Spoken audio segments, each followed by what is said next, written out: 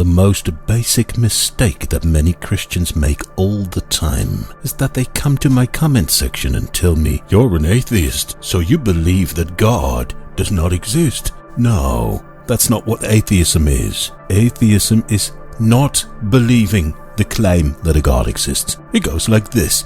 You come to me and you claim a God exists, but you do not provide sufficient evidence to prove that claim. So then I don't believe your claim that a God exists. It teaches you nothing about what I do believe about gods. Yes, there are atheists who believe that a God does not exist, but the only thing that all atheists have in common is that they don't believe your God claim.